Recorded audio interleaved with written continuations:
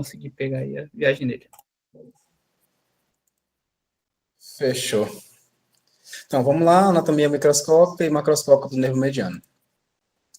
Bom, o nervo mediano, né, nós temos lá o tronco superior, médio e inferior. Ele tem uma peculiaridade, porque a divisão anterior ali do tronco superior e médio vão formar o fascículo lateral, né, e também a divisão posterior do tronco inferior vai formar o fascículo medial, né, e as duas raízes, né, o fascículo lateral vai gerar uma raiz lateral e o fascículo medial uma raiz medial, para que elas se encontrem, né, e formem um nervo mediano aqui.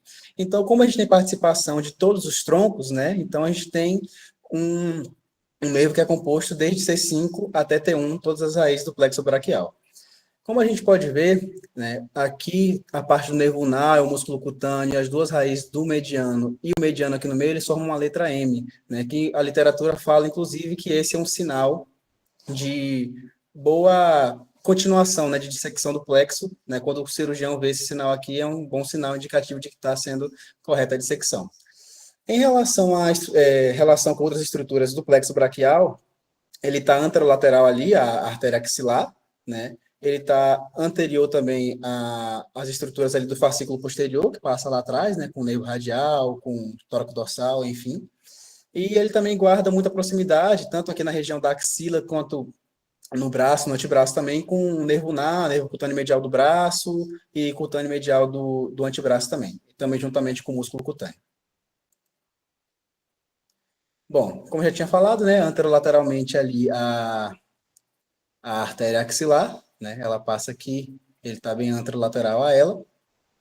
E ele está posterior também ao tendão do peitoral maior, né? Ele vai se inserir lá na parte do tubérculo do húmero, e a gente consegue ver, né, que ele passa bem lá atrás, e a inserção, né, que está seccionado, mas seria bem aqui em cima, né? Então a gente consegue ver que também está nessa região, caso for fazer uma incisão nesse local. E também junto com a artéria humeral circunflexa anterior, né, que ela passa transversalmente atrás do nervo. Bom, assim que ele passa pela parte inferior do tendão do peitoral maior, ele vai entrar no braço, né? Esse é o ponto-chave para entrar no braço, e ele vai entrar no canal de Cuvier.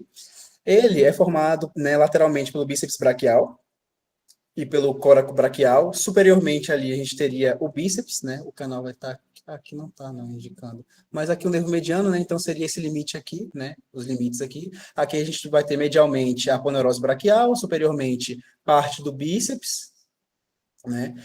Inferiormente o braquial e lateralmente, né, o bíceps braquial também ali e a parte do coraco braquial um pouco mais acima, né? Ele vai passar, no caso aqui, à frente dos vasos humerais anteriores, né?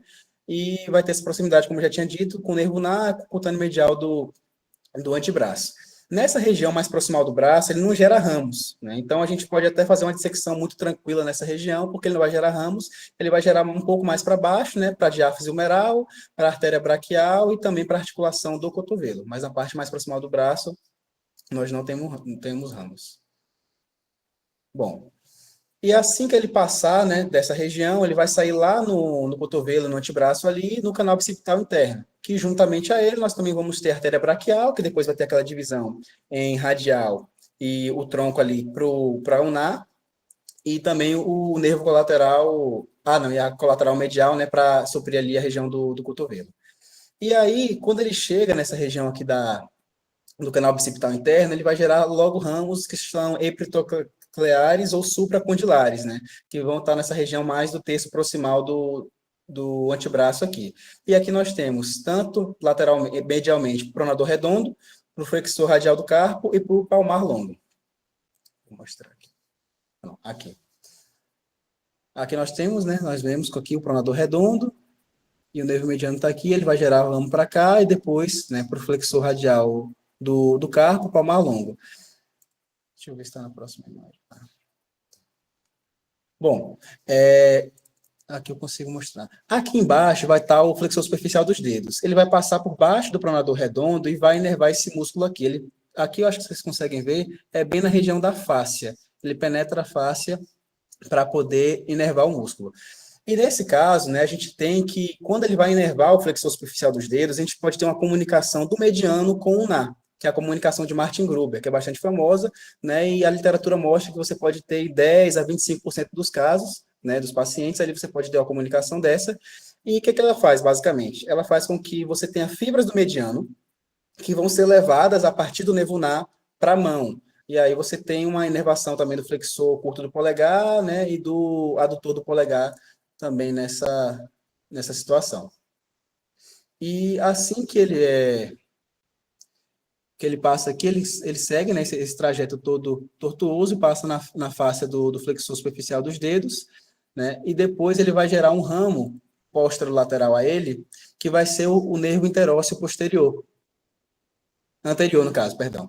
E aí ele passa, né, e gera esse ramo posterolateral para poder fazer a inervação do flexor longo do polegar, do flexor profundo dos dedos, né, a parte radial ali, vai também inervar o rádio, a una e depois mais distalmente, né, o pronador quadrado, para depois ele voltar para a face volar.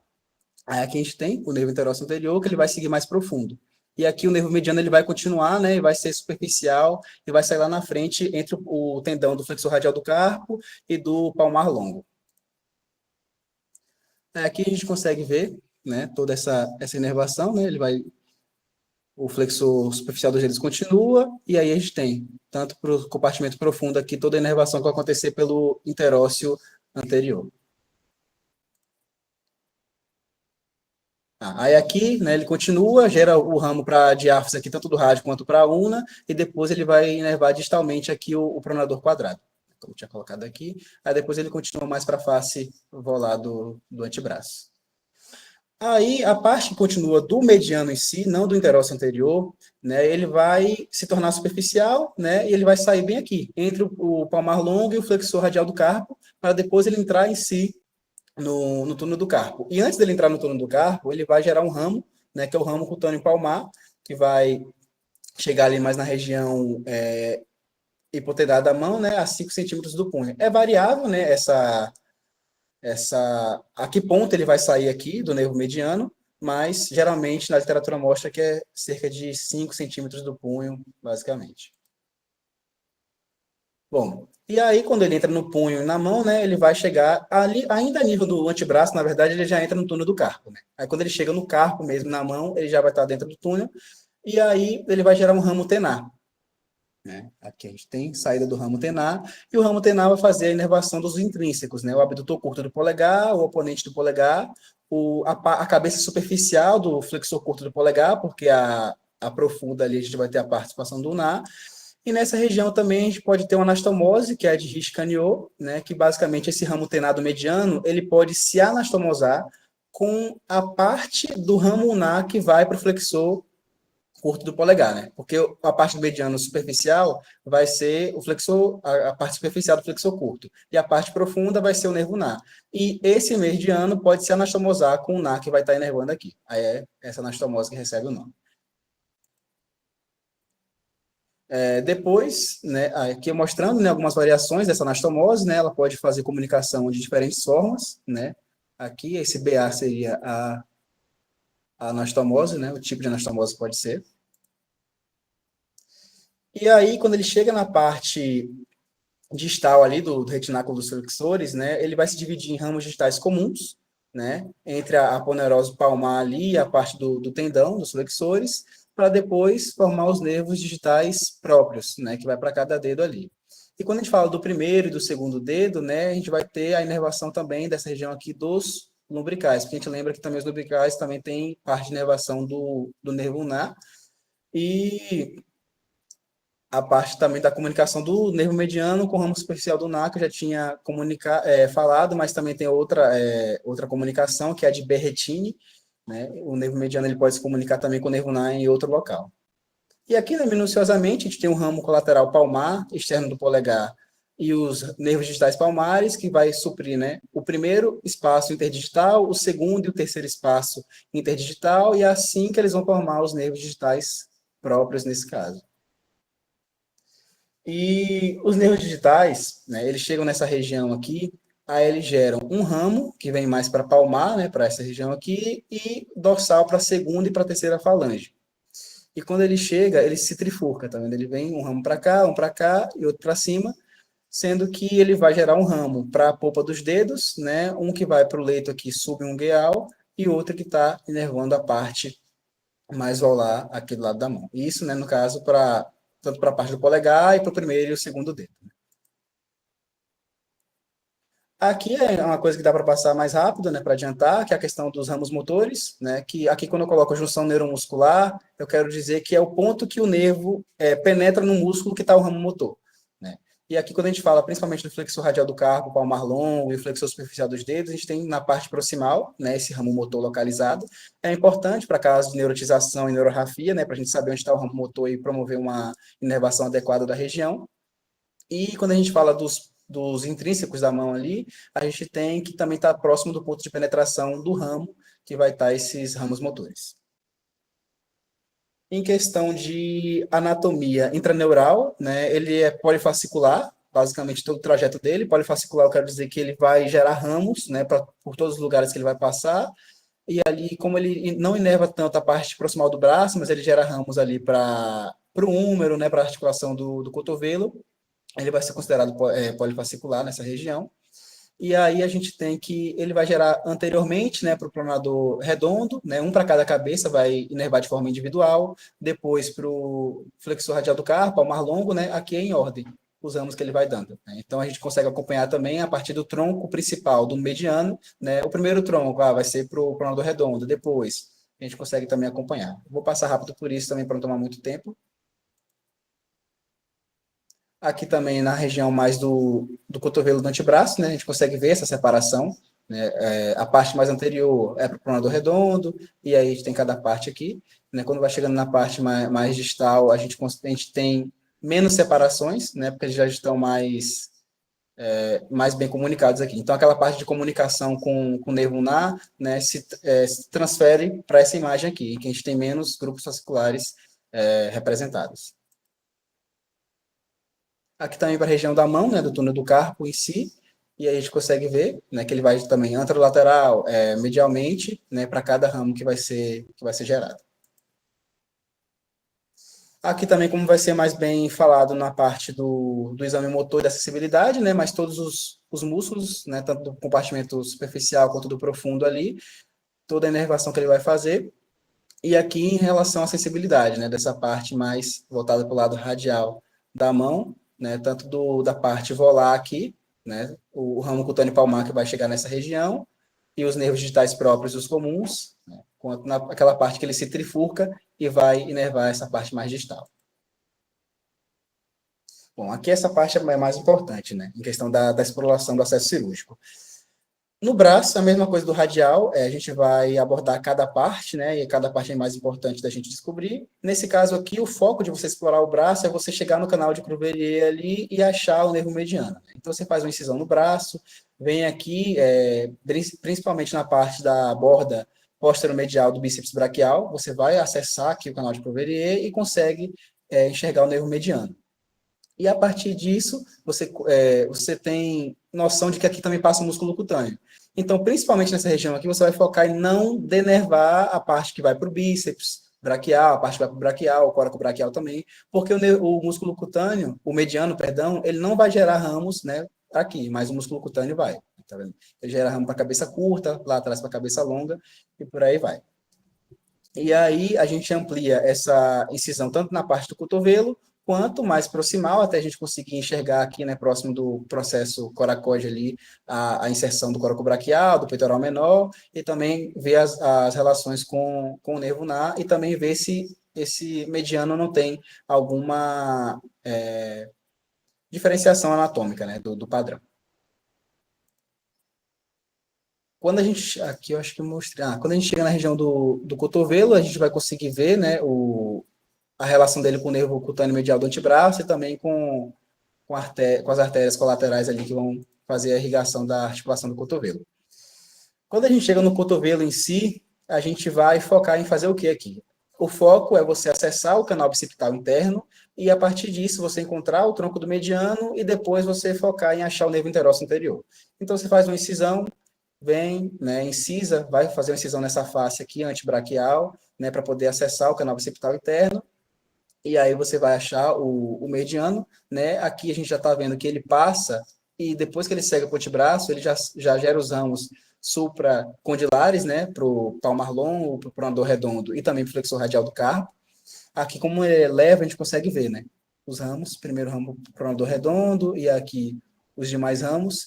E principalmente aqui, o pronador redondo passa em cima, né, embaixo dele vai estar o flexor superficial dos dedos. A gente consegue ver que, basicamente, ele penetra mesmo na face do músculo, né, para poder fazer a inervação dele. E embaixo, né, mais para profundo, juntamente com o tronco da artéria ulnar ali, ele vai inervar o compartimento mais profundo, né, com o flexor profundo dos dedos e os demais músculos depois na parte distal do pronador quadrado.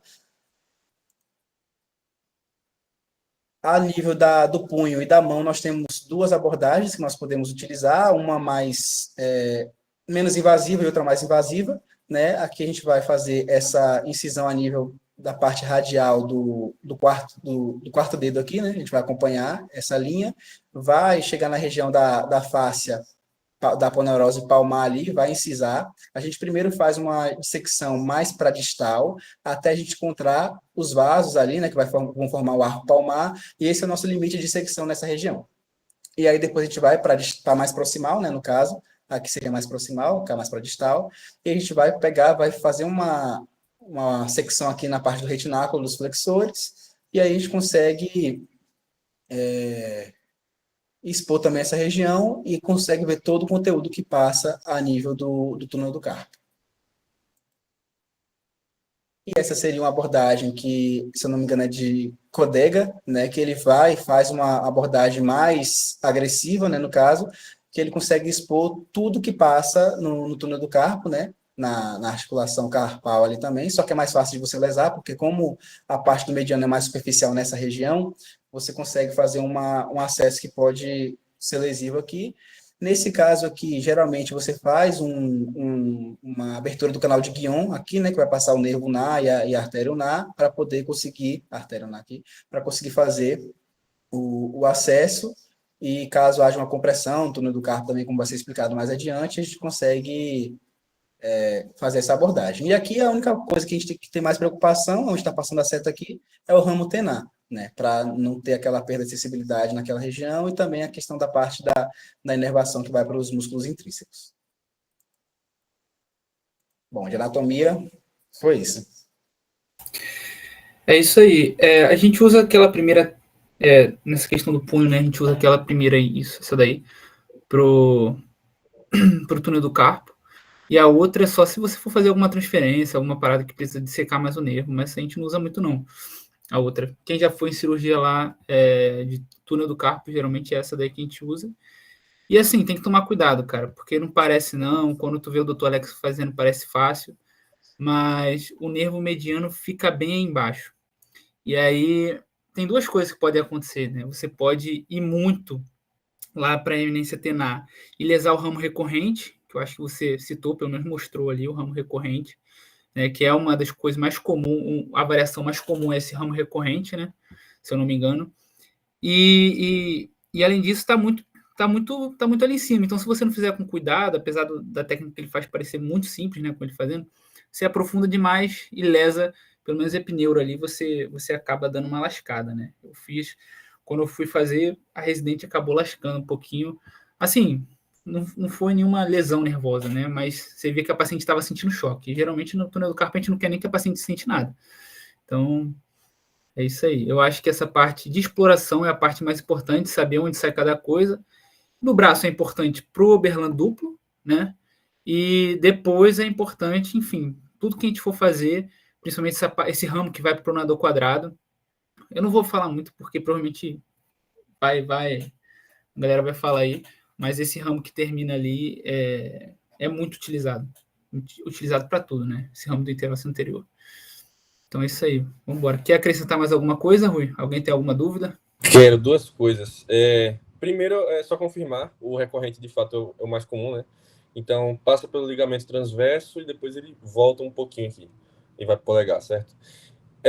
E aí sim, a gente pode lesar nesse momento, quando a gente vai tirar esse ligamento, vai soltar esse ligamento, né? Na cirurgia do túnel do carpo. As outras variações, uma variação, por exemplo, transligamentosa, que passa dentro do ligamento, é até mais perigosa, né? E a gente só vai saber quando estiver abrindo. Oi? Eu vou mostrar. Vai mostrar? Ah, perfeito, então. Então não vou falar mais nada. Mas que bom, confirmei, Marcão, que a recorrente é mais comum, beleza. Outra coisa, Martin Gruber. Quando eu estava estudando, assim, na época estava estudando para a prova, né? Martin Gruber era meio confuso na minha cabeça. Vocês entenderam? Tipo assim, Gabriel conseguiu entender perfeitamente o que é Martin Gruber. É mediano indo para um NA ou NA indo para o mediano? Isso. É fibra do mediano por um NA, porque isso não tinha... Na primeira vez que eu vi, não ficou claro na minha cabeça, entendeu? E isso tem muita relevância clínica. Aqui eu acho que eu consigo mostrar. É do mediano para um NA. Isso. Não, é só para saber se ficou claro para todo mediano mundo, pra um NA. que eu estou perguntando. Aqui a gente consegue ver. Porque é assim, Martin Gruber, a conexão é do mediano para um NA. E isso vai ter... E o reverso Marinati é do UNA para o mediano. Então, e isso vai ter relevância na clínica. Não sei se será que tu vai falar ou não. Então, se ele não falar, eu volto a falar sobre isso. No exame da eletroneuromiografia também, no síndrome do carpo, isso vai ter interferência, certo? Então tem que lembrar disso. Será que eu vou falar ou alguém, aí eu volto para falar sobre. Mas só para ficar claro, é do mediano para UNA, Martin Gruber. Show. Bom, para a parte de etiologia e epidemiologia agora. Bom, da mesma forma que eu abordei no radial, né, eu vou falar ali topograficamente, né, a nível do braço, depois do antebraço e tal, do punho da mão. E a primeira coisa que a gente pode ter é a paralisia completa, né, do nervo mediano, né, principalmente secundária a trauma, secundária a laceração, lesão por arma de fogo, ou também até uma própria contusão fechada pode acontecer. Às vezes, fala que é muito mais comum, né, no radial, em questão da muleta, né, você fazer uma neuropraxia ali com a muleta comprimida ali para a parte da axila, mas também você pode acontecer, e também a paralisia do sábado à noite, né, como eu expliquei na aula passada, você também pode acabar acometendo o mediano em si. E também tem um caso curioso, né, de você conseguir fazer uma neuropatia tripla, nesse caso, que seria lesar, como você tem uma comunicação ali, uma proximidade, né, dos nervos, você fazer uma lesão do mediano, do ulnar e do radial. E aí, como você tem uma lesão completa, né, você vai ter tanto esse déficit sensitivo no dermátomo aqui, quanto motor, e que a gente tem, no caso, a mão em bênção ali, né, porque a gente vai ter a paralisia ali da parte dos flexores, né, então a gente consegue ver um flexor aqui do polegar, que ele não vai fazer nenhuma flexão, né, o segundo dedo aqui, ele flexiona parcialmente, o terceiro dedo eles falam que flexiona, mas é uma flexão meio instável aqui, ele não está fletido da forma que deveria estar, né? Então, por conta da inserção dos tendões ali, do flexor superficial e profundo dos dedos ali, a parte do flexor longo e curto do polegar, como a gente vai ter uma lesão que é completa lá em cima, então, tanto da parte superficial quanto da parte profunda, a gente vai ter o acometimento dos músculos ali. A gente também, na parte superior do braço ali, a nível do côndilo aqui, nós podemos ter um esporão, né? Que seria esse esporão aqui, e em vez de ter o côndilo medial, o epicôndilo medial e lateral, né, a gente tem um esporão aqui extra. E, na maior parte das vezes, você tem, além disso, esse ligamento aqui, associado, ligamento de Strutter. E não somente você tem a passagem do nervo mediano, né? E também da artéria ulnar por esse arco aqui que ele faz, que é basicamente cerca de 5 centímetros acima do epicôndilo medial, e com isso ele consegue fazer, né, o aprisionamento dessas estruturas. E você pode ter, né, essa parestesia ali, né, essa dormência na região do antebraço ali, na região da mão, né, quer dizer, da mão, né, do dermátomo dele, mas é uma perda sensitiva que é meio variável, mas principalmente um déficit motor, porque você vai ter a compressão do nervo antes dele fazer a divisão em interósseo anterior, né, que vai fazer a parte do compartimento profundo, e da parte do superficial. Então, você tem uma perda sensitiva de toda, perda motora, perdão, de toda essa região. E também é muito comum, né, pela proximidade também dos tendões ali, você fazer uma dor que piora com a pronossupinação, né, porque como o nervo vai passar, né, ele passa muito próximo ao pronador redondo e também pela parte do flexor radial do carpo e palmar longo, e depois, como ele vai passar pela face do superficial dos dedos, é muito comum que, nesse movimento, você acabe fazendo uma compressão e provocando a neurite. Aqui também, na parte de cotovelo, nós temos também as fraturas supracondilares, que é muito comum em criança, e principalmente o caso de ser uma fratura deslocada.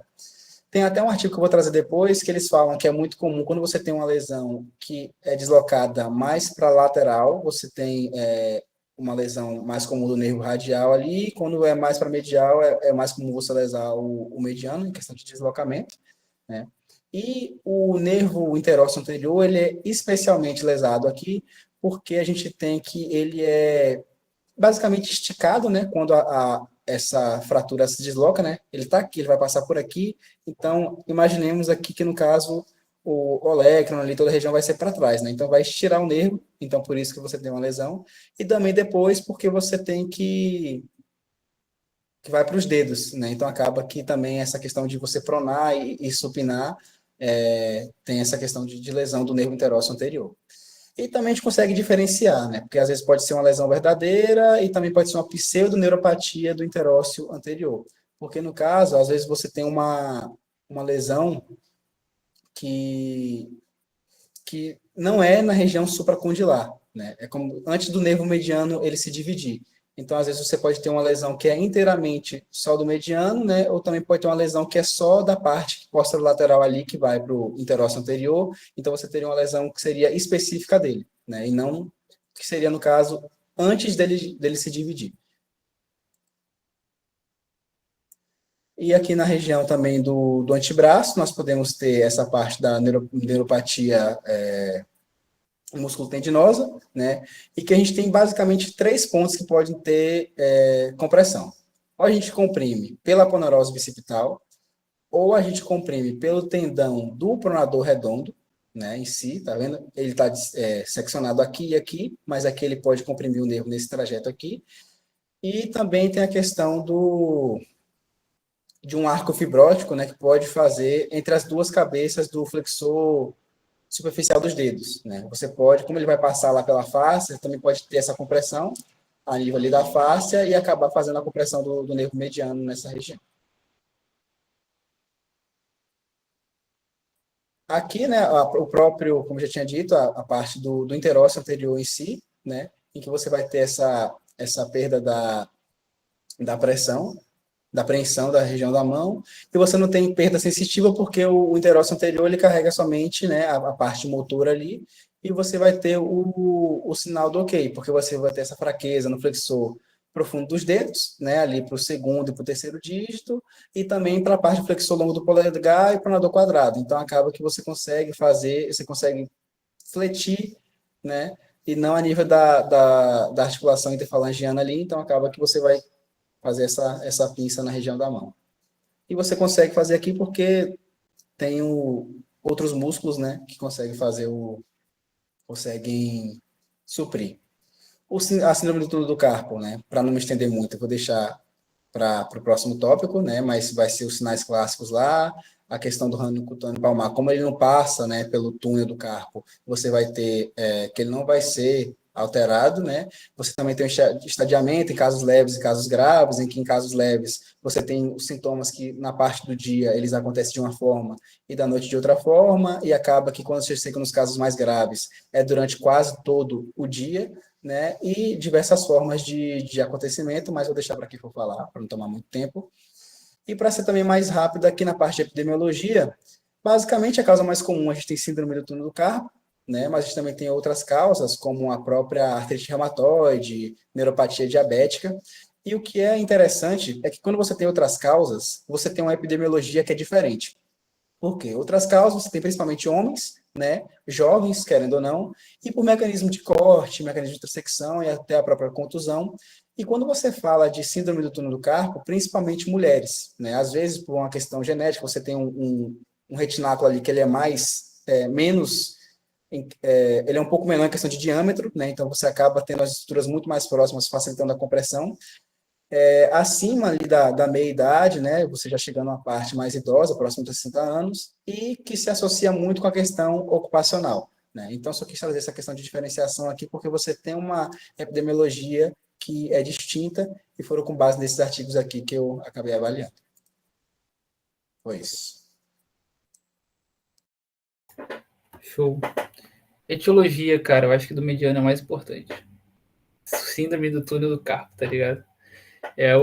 Acho que é a patologia nervo periférico, assim, mais comum, tá ligado? Acho não, tenho quase certeza. Então, e assim, a síndrome do túnel do carpo, ela pode se apresentar só realmente como aquela dormência na mão, você vai ver uma hipotrofia ali, mas ela pode subir para o cotovelo, o paciente pode relatar subindo para o cotovelo. É muito comum a paciente que chega, ela ter bilateralmente, né, e principalmente lá no São José, que a gente opera pelo SUS, né, uma fila absurda, aí a paciente tem que escolher qual mão vai operar, tipo, é complicado, ela tem que escolher qual mão que ela quer ficar boa, porque depois vai entrar na fila de novo, mas, enfim, é a patologia mais comum. Não esquecer do cotovelo.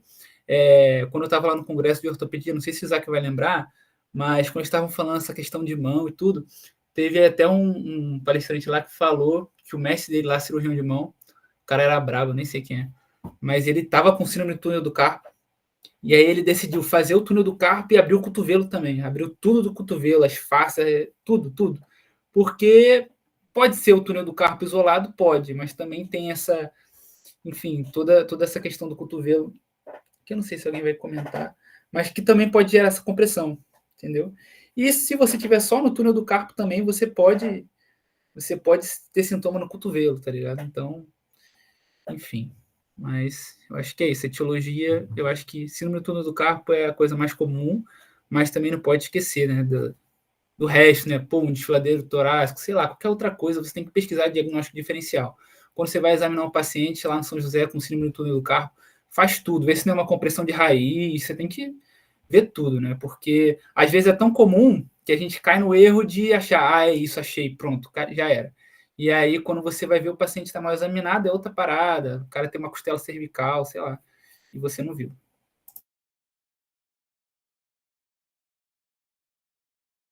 Posso apresentar? Ou o Rui vai falar? Vá, Duda.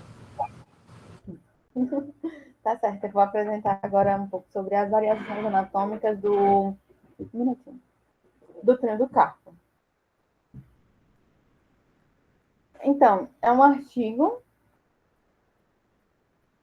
de Mitchell, que eu não sei falar o nome dos outros. Basicamente, ele fala do túnel do carpo, né? Eu vou dar um resumo por cima dessa parte, porque a Júlia vai falar mais na frente um pouquinho. Ele fala que o túnel do carpo ele é limitado pelo ligamento transverso e também pelos ossos carpais, e que dentro desse túnel vão passar o nervo mediano, normalmente, e 9 tendões flexores. O flexor longo do polegar, que é flexionar o polegar, e 4 flexores profundos dos dedos, que vão flexionar as falanges distais dos dedos, do indicador, médio, anelar e mínimo. E tem 4 flexores superficiais dos dedos também, que vão flexionar as falanges médias. Aí, no caso de variações anatômicas. Os autores falavam que essas variações elas podem impactar algumas estruturas, como o Gabriel também já mencionou, e Marcos também, e Rui. E que isso pode alterar a apresentação clínica e aumentar também o risco de alguma lesão durante o procedimento cirúrgico, principalmente ligado à liberação do túnel do carpo. Então, o objetivo desse artigo foi o quê? Identificar essas variações anatômicas para que o médico ele possa acelerar a clínica que o paciente vai apresentar e também prever uma abordagem cirúrgica. Aqui, basicamente, é só mostrando para vocês as variações que eles identificaram. Eles identificaram variações nervosas, vasculares, de tendões e de músculos. Na parte de vasos, eles verificaram a bifurcação do nervo mediano, que Gabriel até mostrou em uma imagem ali, o nervo mediano estava bifurcado, e também a origem motora, a origem do ramo motor do nervo mediano, que Rui também já adentrou um pouquinho na classificação, e também a parte do nervo cutâneo, palmar no nervo mediano, e também a conexão entre o nervo ulnar e mediano, que Rui também já comentou as duas conexões que tem, e Gabriel também mostrou. E na parte dos vasos, tem a artéria mediana persistente e também a artéria ulnar superficial. E a parte de tendões tem a conexão dos tendões do flexor do polegar e a conexão com o flexor profundo dos dedos, que eu vou falar o nome mais na frente, que eu vou lembrar. E tem a dos músculos, que é alterações do palmo, principalmente do palmar longo, mas tem também dos lubricais e do flexor superficial dos dedos.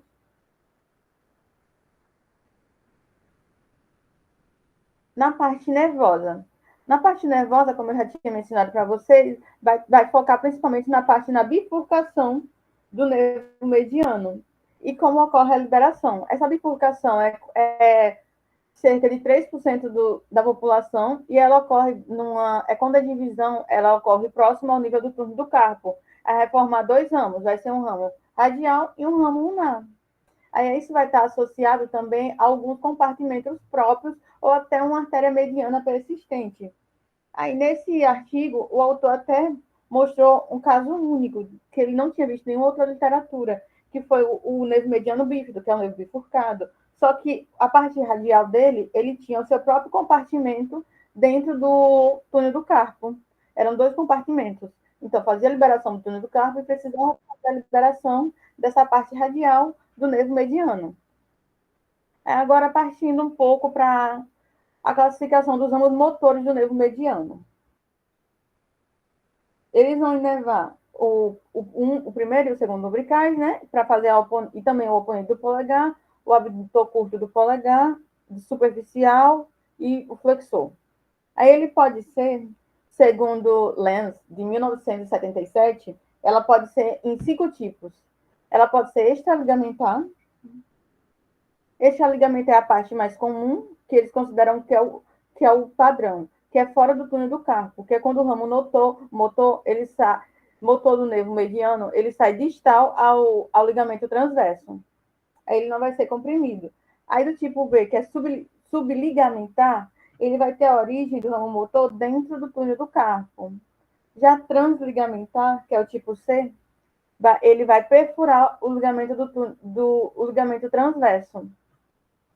E do tipo ulnar, ele vai ter origem medial ao nervo mediano. Aqui.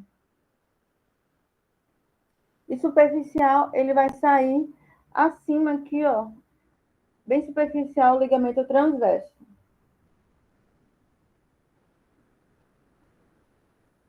Ainda sobre a variação nervosa. Tem a parte do ramo cutâneo palmar, do mediano, né? Que ele também pode ter aquele curso transligamentar, que eu mostrei para vocês, ou o nervo ulnar no nervo mediano. Aí isso pode causar um neuroma doloroso. Aí pode confundir com a síndrome do túnel do carpo.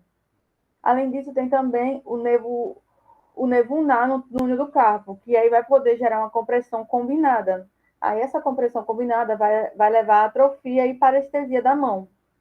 E tem as anastomoses venosas, que é a de Martin Gruber, que o Rui já comentou, que é do mediano para ulnar, que é mais comum, cerca de no máximo 30%, e a Marinax, que é o inverso, é basicamente do ulnar para o mediano, mas é uma forma muito rara. É isso que vai fazer com que o paciente ele apresente, engane, aparecendo que tem uma síndrome do túnel do carpo, mas ele não tem uma síndrome do túnel do carpo clássica. Por quê? Porque ele vai estar apresentando tanto sintomas do nervo mediano como do nervo ulnar. E tem aqui a parte tendinosa, que é a síndrome de... Vocês estão vendo? É quando tem uma conexão entre os tendões do nervo flexor do polegar e com o flexor profundo dos dedos. Aí isso vai fazer com que o paciente ele seja incapaz de flexionar os dedos separadamente. Ele só vai conseguir flexionar o polegar e o indicador juntos. E pode causar uma dor ou evoluir para uma tendinite. E ele também pode simular uma síndrome do túnel do carpo.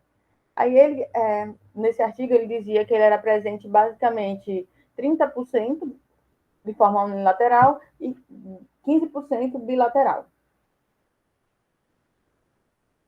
É a parte vascular. A parte vascular é a parte da artéria mediana persistente. A artéria mediana persistente, ela é um resquício embriológico, então ela não é comum existir, mas se ela existir, ela vai ser mais superficial e vai estar associada, como eu tinha falado, ao nervo mediano bifurcado.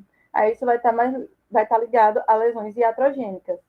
Já a artéria ulnar superficial, ela vai ter origem lá na artéria braquial e ela vai ficar superficial aqui próximo ao punho.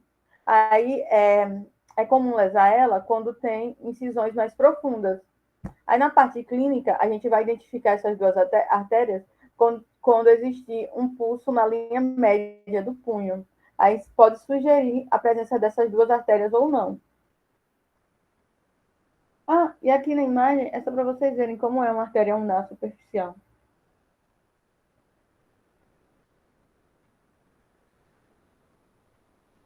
A parte muscular é a parte do palmar longo. Em 9% dos casos, a gente vai ver que o ventre, ele vai estar passando dentro do túnel do carpo ou o próprio tendão e vai gerar uma compressão de outras estruturas, porque é uma estrutura mais rígida e os nervos e os vasos, eles são estruturas mais delicadas. Aí, quando o palmar está dentro do túnel do carpo, vai gerar uma compressão dessas estruturas. Aí, outra alteração também é a parte do lumbrical do indicador. Quando ele tem uma origem no flexor superficial dos dedos, dentro do túnel do carpo, aí vai gerar vai gerar uma compressão também no nervo mediano, e principalmente quando é aqueles movimentos repetitivos. E tem outra alteração que é a dos flexor superficiais dos dedos, quando um ventre dele vai também adentrar no túnel do carpo, aí vai comprimir também as outras estruturas. Aí basicamente as variações aumentam o risco das lesões iatrogênicas e que podem alterar os sintomas clássicos de compressão nervosa ou vascular. Por isso que é importante a gente ter um estudo da anatomia prévia antes da cirurgia e também questionar os sintomas incomuns de uma síndrome do carpo ou não. Questionar a presença de massas ou de pulsos atípicos. Resumindo esse artigo. Outro artigo. Vamos falar alguma coisa desse? Ou próximo para outro artigo de anatomia? Bom, eu iria falar mais um pouco de Martin Gruber, mas como vai ter mais, eu vou esperar. Tá com Júlia, eu acho, outra parte. Tranquilo. Vamos lá. As repercussões... Ah, não, é meu artigo também. Ah, bom. Mas tem mais. Clínica das anastomoses de Martin Gruber. Cara, é difícil. Como o Rui já tinha mencionado, o Gabriel e eu também, né?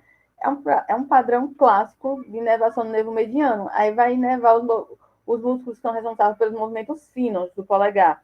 Vai ser o abdutor curto, o oponente, a parte superficial do flexor curto. E 2 lumbricais laterais. Já o nervo ulnar, ele vai inervar a parte da região hipotenar, o adutor do polegar, a parte profunda do flexor curto e os interósseos e os lumbricais mediais. Mas nessas variações, como eu já tinha mencionado, essas alterações, elas podem influenciar na parte... Só cuidado, Duda, quando você está falando de mão, antebraço, com essa nomenclatura medial. Tenta usar mais radial e ulnar. Ah, tá bom. Foi porque eu tentei lembrar assim, fui puxando pelos dedos. Não, mas eu entendi a ideia, tá certo. O problema é que numa prova provavelmente vai cortar, entendeu? Tá bom.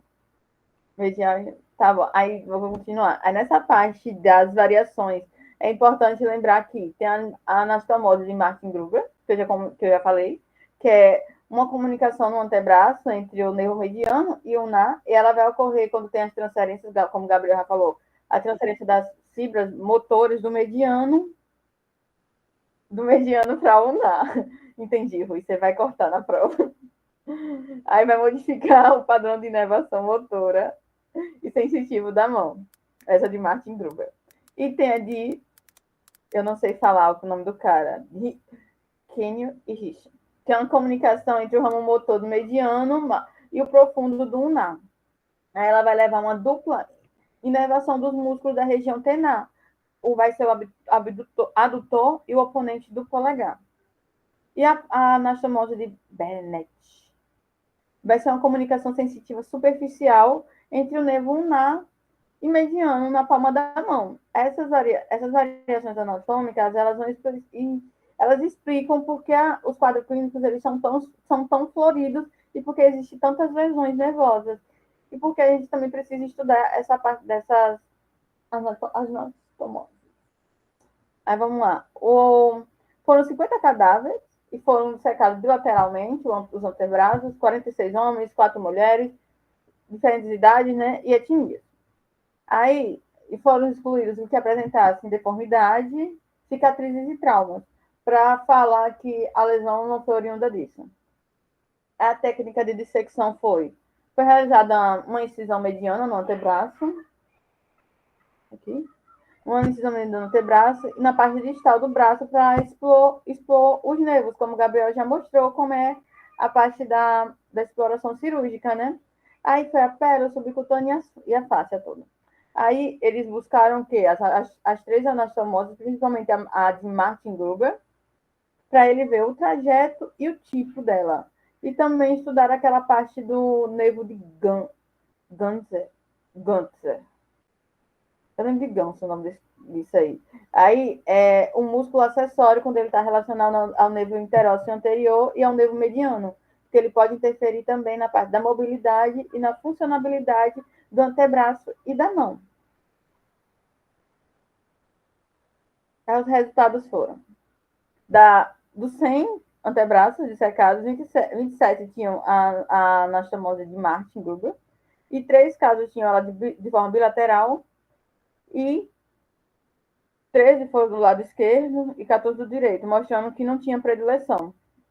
E essa comunicação ela ocorria principalmente no terço proximal do antebraço, por isso que Marcos mencionou da parte do cirurgião, dissecando até a parte proximal do antebraço, por causa dessa anastomose que também é comum, e que por isso é importante o planejamento cirúrgico antes. E foram identificados os tipos, né? O tipo 1 tá bom, é a parte mais comum, é a mais comum, né? Nela, o nervo interósseo anterior, que é a parte motora do nervo mediano, ele vai se conectar ao nervo ulnar, na parte proximal do antebraço. Aí, esses fascículos, eles vão atravessar por trás da artéria ulnar, antes de se unir ao próprio nervo ulnar. Aí é essa parte que ele faz a conexão. Aí, nesse tipo, vai ter a função dos músculos intrínsecos da mão, vão estar preservadas mesmo com a lesão completa do nervo mediano. Por quê? Porque tinha essa conexão. No tipo 2, a comunicação dupla, vocês estão... Dá pra gente... É o círculozinho. É a comunicação dupla, o nervo interósseo anterior, ele vai se conectar no nervo ulnar em 2 pontos, aí é um tipo mais raro, mas ele vai aumentar a parte das transferências de fibras nervosas entre os 2 nervos. E no tipo 3, vai ter a comunicação do nervo mediano, só que vai ser na próxima origem do nervo interósseo anterior ao nervo ulnar. É isso que vai estar diferente do tipo 1. Vai ser o momento da conexão. Uma vai conectar mais próxima à outra, mais distal.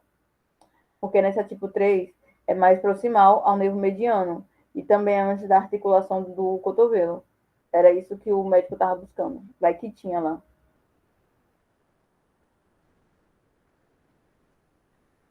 E a do tipo 4 é quando tem ramos do nervo mediano e ulnar, e eles são destinados ao flexor profundo dos dedos. E tem um tipo 5, que ela também é conhecida como intramuscular. Por quê? Porque tem uma comunicação dentro do flexor profundo dos dedos. E a tipo 6 é uma comunicação entre o nervo mediano com o flexor superficial dos dedos e nervo ulnar.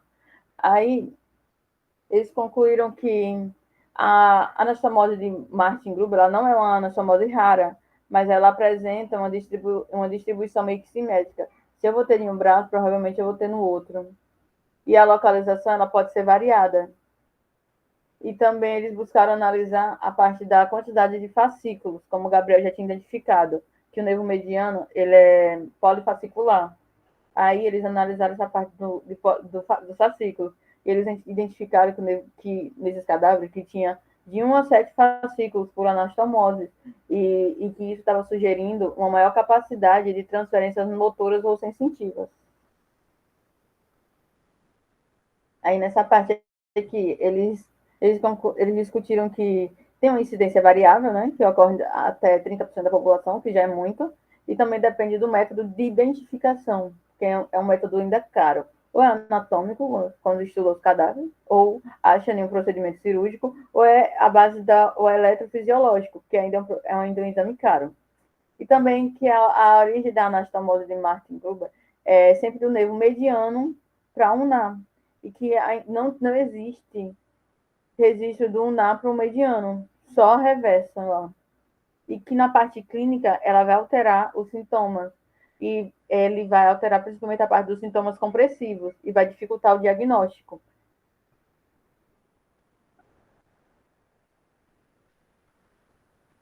E nessa parte é que eles concluíram que é importante conhecer a anatomia, né, porque ela vai ajudar a esclarecer essa parte das variações e também vai auxiliar na parte do diagnóstico, tanto do planejamento cirúrgico.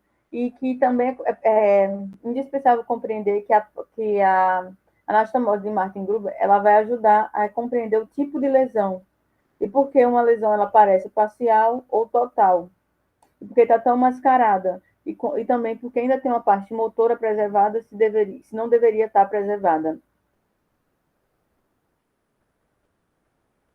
Em resumo, é isso. Ela gera quadros clínicos variáveis, então ela vai impactar no diagnóstico e também no manejo. O outro artigo é no final. Show. Eu acho, Duda, que você, na sua apresentação, você pode até passar um pouco mais rápido, entendeu? Porque algumas informações eu acho que a galera não. Ninguém vai gravar assim. Eu acho que depois tem que sentar para estudar, entendeu? Apresenta, não precisa falar muito detalhe, não. Deixa a galera. Mas é isso aí. O que eu ia falar, cara? O antebraço é cheio de variação anatômica, cara. O antebraço. Tanto que acho que até o palmar longo aí, que a gente usa como referência para várias coisas, acho que tem 10% ou 12%, eu não lembro. Tem muito tempo que eu vi isso aí, mas 10% das pessoas não tem o palmar longo, mas é um negócio assim. Então, enfim, o antebraço é um mundo aí. Mas é isso.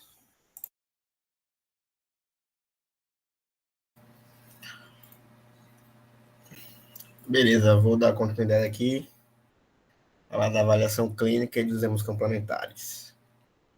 Aí o nervo mediano vai inervar os músculos que são responsáveis pela pronação do antebraço, flexão do punho, flexão dos dedos, do primeiro ao terceiro, oposição e abdução do polegar. E aí divide-se em 3 grupos para facilitar o entendimento. O grupo proximal, que vai ser o pronador redondo, o flexor radial do carpo, o flexor superficial dos dedos. O grupo interósseo anterior vai ser o flexor profundo dos dedos, o flexor longo do polegar e o pronador quadrado, que seria o compartimento mais profundo, né? O outro compartimento, o outro grupo que eu falei seria mais superficial. E esse grupo tenar, que está mais relacionado aos movimentos da mão, seria o abdutor curto, polegar, flexor curto, polegar, oponente do polegar.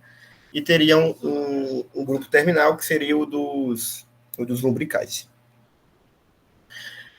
E aqui falando um pouco da anatomia, que eu vou repetir, porque Gabriel já mencionou, mas usamos motores, né, que vão chegar a esses músculos para fazer a inervação. E agora falando da parte clínica mesmo, de como a gente vai avaliar o exame físico desse paciente. O primeiro seria o pronador redondo, que tem raiz C6 e C7. A gente vai pedir para o paciente fazer uma extensão de cotovelo, deixar o braço, o antebraço em pronação e pedir para ele resistir a uma supinação, a resistência à supinação do examinador. Então, ele vai tentar fazer uma pronação, o examinador vai tentar fazer uma supinação, e aí você avalia a força do pronador redondo do paciente. Flexor radial do carpo, também C6 e C7.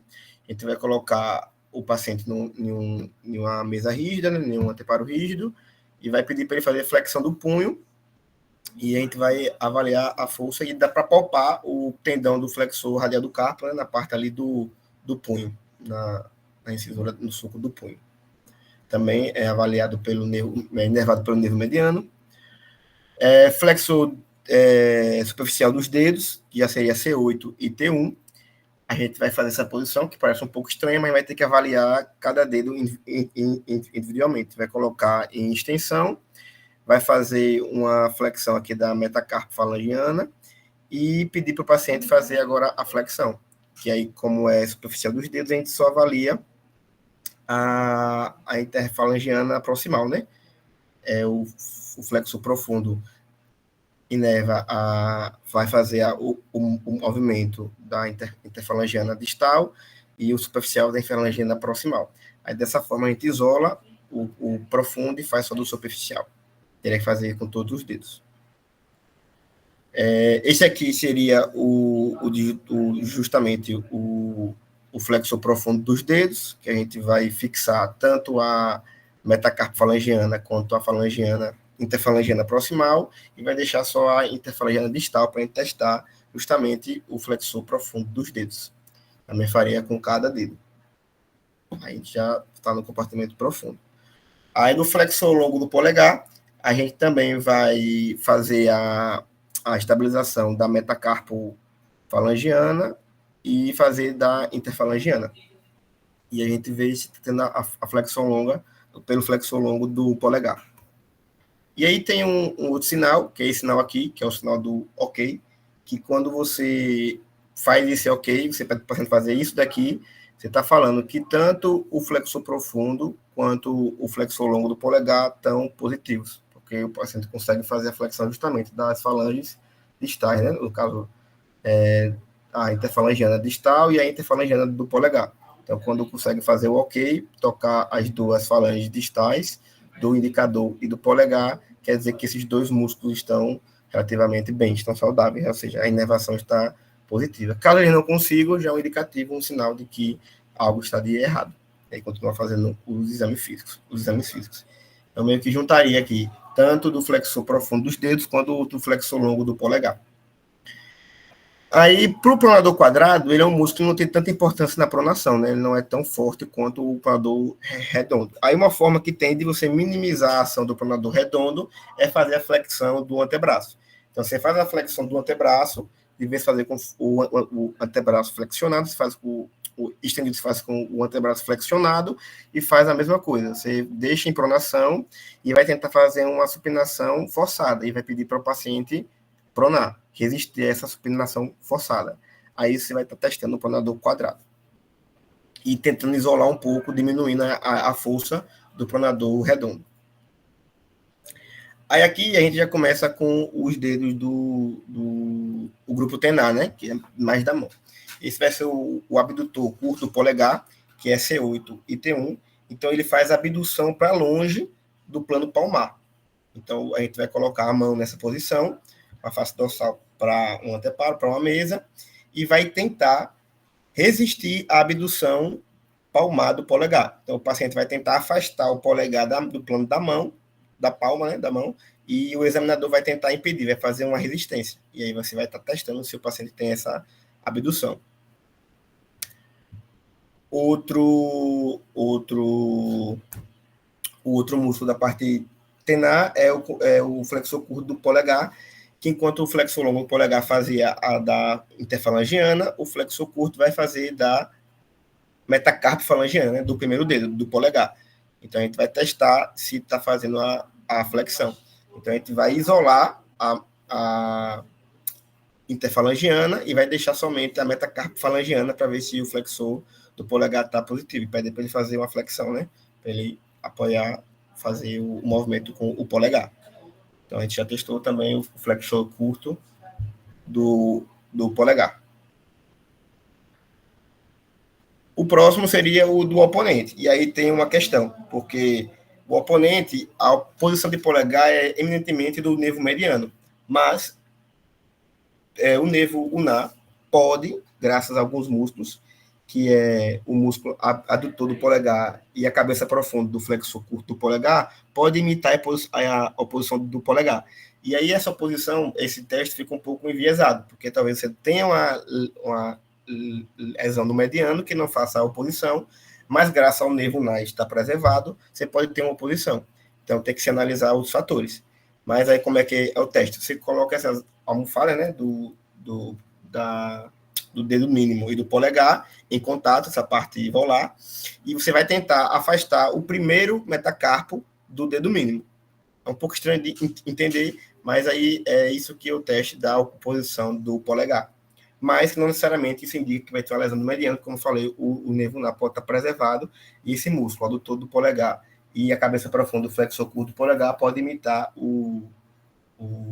a oposição do polegar. Aí aqui eu trouxe um sinal famoso, né, de lesão do nervo mediano, que é a mão em benção, onde o paciente não consegue fazer a flexão do primeiro, segundo e do terceiro dedo. É bem característico. Um trouxe o teste de Fallen, que acho que vão abordar aí na cinema do túnel do carpo. Seriam esses, assim, coisas que a gente veria no exame físico, testando a musculatura e esse sinal clínico já mais conhecido. Aí da inervação sensorial, a gente vai ter na região da mão, que Gabriel já falou, seria o nervo cutâneo palmar e o nervo ulnar e o nervo radial, que são os ramos já mais próximos da mão, que são os ramos digitais. Eu vou justamente inervar essa região aqui. Então, o palmar cutâneo vai fazer a inervação sensorial dessa parte e os ramos digitais dessa região aqui, né? Do polegar, da ponta, tanto volar quanto da palmar quanto dorsal, e daqui da metade do quarto dedo, né? Da metade radial do quarto dedo. E essa outra parte aqui vai ser do nervo ulnar.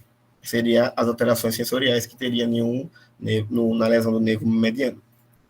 E falando de exames complementares, eu trouxe alguns. Eu trouxe essa imagem aqui de ultrassom. A gente aqui tem um remodelamento 3D aqui do túnel do carpo. E aqui dá para perceber os tendões, né, dos flexores superficiais e profundos. E entre essas setazinhas aqui seria o nervo mediano, numa vista transversal. E nessa vista aqui, longitudinal, daria para ver aqui o nervo mediano. Então, para avaliar compressão, para avaliar algum tipo de alteração de etiologia, de um tumor, de um câncer, daria para avaliar também por ultrassom. Outra avaliação seria pela ressonância magnética. Essa ressonância aqui é de um câncer lipotomatoso, que pegou tanto o nervo ulnar, que é essa seta aqui escurinha, e quanto o nervo mediano, que está nessa região aqui, e ficou tudo bagunçado. Ele até fala que ficou em aspecto de espaguete, né, que é tipo uma coisa característica do nervo mediano e aqui do nervo ulnar. Então, também daria para dar diagnóstico com um exame de imagem, né? Claro que a avaliação clínica, mas nesse caso aí, um exame de uma ressonância magnética seria muito útil para avaliar lesão e a etiologia, a causa de uma compressão, a causa de uma alteração neurológica no nervo mediano. E a eletroneuromiografia, eu não trouxe nenhum gráfico específico, mas só para exemplificar que em caso de neuropaxia, axilotimese, a gente pode usar da eletroneuromiografia para avaliar se o problema está no nervo, está na placa motora, então está no músculo, então a gente já viu que é uma forma de avaliar se realmente ocorreu uma lesão no nervo, se foi em alguma raiz, enfim, se tem alguma outra etiologia para ser investigada. E o que o Rui estava falando, eu anotei aqui, não acabei não colocando no slide, mas o que o Rui estava falando dessa anastomose, eu vi que tem mais relação com lesão baixo do antebraço. Como assim?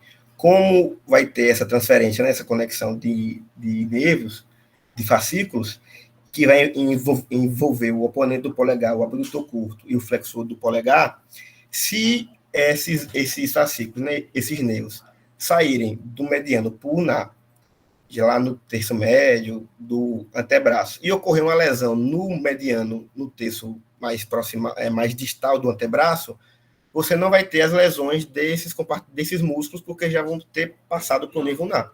Então, você vai ter uma lesão no nervo mediano, a nível do punho, mas você vai ter a continuidade dos movimentos desses músculos tenares, porque os fascículos deles passaram por nervo ulnar antes de que ocorresse a lesão do nervo mediano.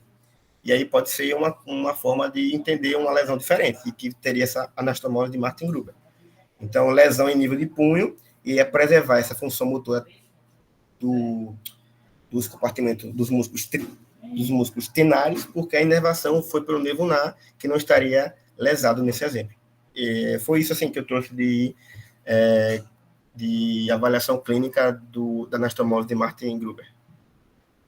É isso. Show. Vai acrescentar alguma coisa, Rui? Boa, Heráclito. Vou. Conectando o que Duda trouxe e Heráclito agora. Por exemplo, eu estava acompanhando o ambulatório não, um consultório de um professor meu, que ele faz eletroneuromiografia. Marcão, você conhece? Luiz Eduardo, né? Ele mora aqui e tal. Pronto. Aí, a gente viu lá uma paciente que tem Martin Gruber. O que estava acontecendo? Ela estava com síndrome do carpo, normal, sintomas clássicos. Mas aí, quando a gente ia ver, quando ia testar o nervo ulnar, estava com a latência diminuída também.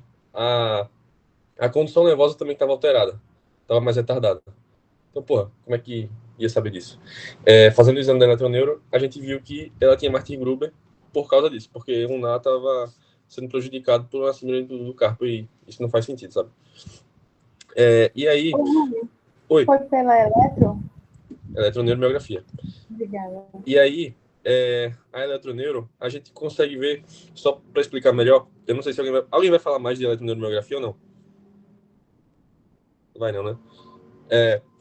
Então, tipo assim, a gente testa vários pontos da mão. Só que a gente testa tanto na mão, a condução sensitiva, a condução motora, como a gente testa também como é que tá no antebraço, para a mão.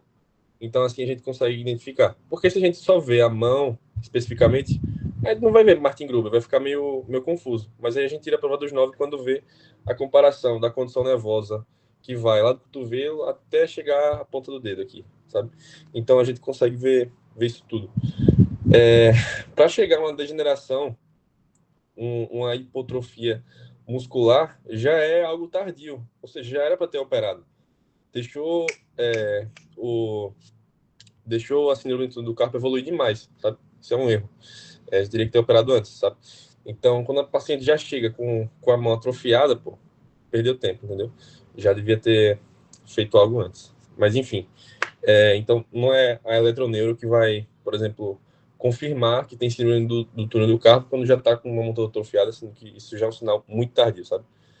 A eletroneuro vai servir para a gente ver os sinais mais precoces, quando o paciente já está começando a ter sintoma, mas assim, a função motora está preservada, ok, mas aí a gente vai ver na eletroneuro que o nervo realmente está muito prejudicado e aí realmente tem que intervir. Então é assim que vai decidir na síndrome do carpo. Então é isso, era só fazer esse complemento da eletroneuro e dizer que dava para identificar Martin Gruber com a eletroneuro. E eu acho também que uma coisa importante do exame físico em si é essa parte que eu acho que não entrou tanto, que é essa parte do observacional, né? Da inspeção. Principalmente quando a gente está falando de UNAR. UNAR é assim, o mais... Vocês vão ver lá um monte de epônimo, um monte de coisa, e vai ter que ser apresentado, porque isso cai em prova, tipo, de residência, não sei porquê, não me pergunte porquê, mas cai em prova. Sim, é claro, né? De especialista, mas cai em prova e vai cair na nossa. Mas o mediano mesmo, você vai ver sinal de Benson, então você tem que saber, né? Por exemplo, essa questão da atrofia, tudo, são coisas características, cara, que não vai ter como fugir. O radial, a mão caída, né? A mão em gota. Então, todas essas nomenclaturas aí, é bom que vocês vão gravando, assim, para poder até ajudar. Eu acho que acaba ajudando, né? Quando você vai diferenciar a lesão de um nervo de outro, às vezes na prova você está meio confuso, mas se você tem certeza de um sinal, você consegue identificar pelo sinal o sintoma, né, e os músculos que estariam afetados, e aí você acha a inervação, né? E aí você sabendo a inervação, você sabe a altura da lesão, então fica mais fácil. Então, não joguem fora essa parte da inspeção, não. Essa mão aí, esse sinal de Benson e tal, joguem fora não, porque é importante pra caramba. Exato. E além de saber todos, saber como achar todos, né? Porque nem sempre você vai ter um sinal que vai estar lá só na inspeção. Você tem que pedir para o paciente fazer alguma coisa, né? Então ele não vai conseguir flexionar aqui porque o mediano já foi, entendeu? Que ele está conseguindo por causa do NA, né? Então, todos os sinais, lembrem disso. Tem que saber pedir para o paciente fazer também, explicar como é que faz. Não é só dizer, você está vendo a mão assim, então esse é o sinal X. Não. Saber também explicar como é que faz o sinal. Ainda tem aquele negócio, né? Quando você bota o punho em extensão, você tende a flexionar os dedos, né? Então, tem que tomar cuidado com isso também, que você naturalmente, quando bota o punho em extensão, você flexiona. E quando você bota o punho em flexão, você abre a mão. Então, dependendo, se confundir é difícil, né? Mas acontece. A gente vê que na prática clínica pode acontecer. É importante você ter uma noção disso, pedir para o paciente flexionar e tudo, e estar atento com essas coisas aí. Mas é isso, vamos embora.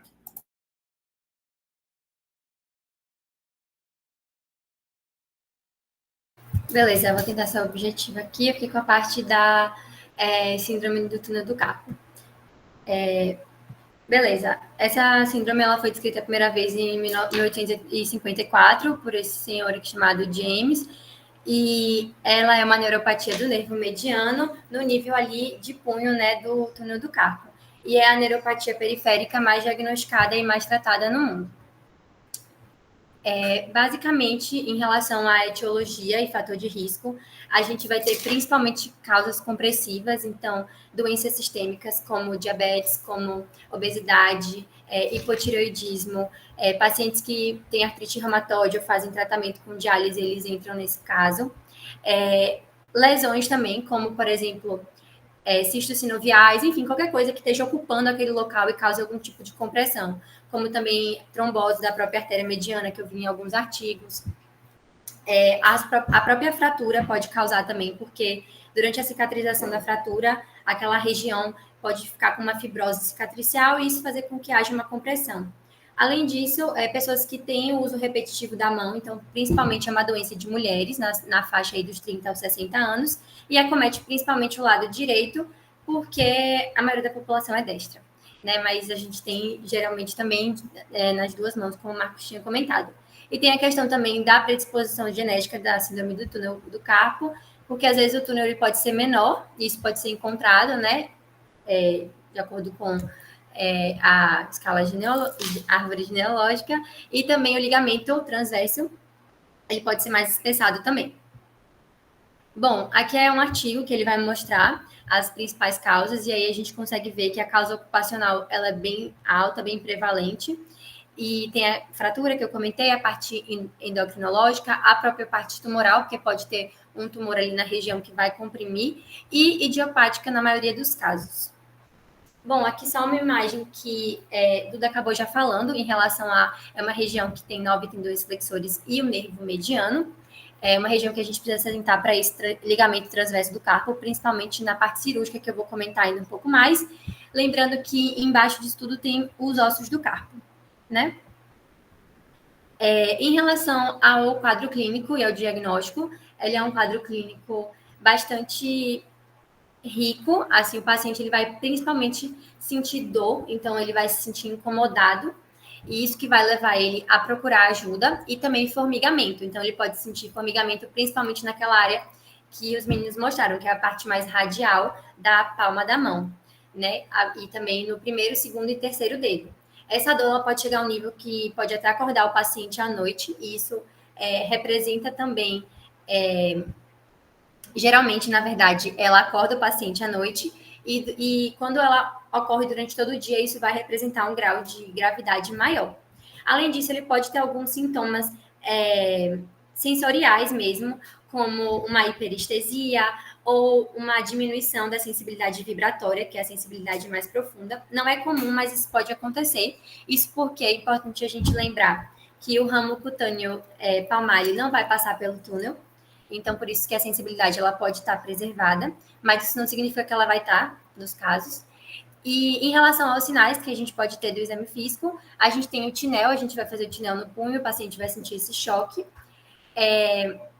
Além disso, a gente pode fazer o Fallen, tanto o Fallen normal, né, como o reverso, e aí a gente vai pedir para o paciente flexionar o punho e manter ali por 1 minuto, né? Se desencadear os sintomas como parestesia, dor, incômodo, esse paciente a gente pode caracterizar como um sinal positivo. Além disso, também, sintomas comuns assim que os pacientes relatam é a sensação de agulhada, sensação de frio na região, sente que vai pegar alguma coisa e não tem força suficiente, como se as coisas escapassem das mãos. E o diagnóstico ele pode ser feito principalmente clinicamente, mas também pelos testes eletrodiagnósticos que Heráclito comentou, e também ultrassonografia, para a gente ver aquela parte mais compressiva. Basicamente, o quadro clínico ele pode ser classificado de acordo com a intensidade dos sintomas, e isso vai levar também a um prognóstico do paciente, porque a gente vai tratar de forma diferente. Nos casos leves, esse paciente ele vai ter dormência, vai ter parestesia, principalmente à noite, e ele vai começar no dedo médio. Ele pode referir também para a palma da mão.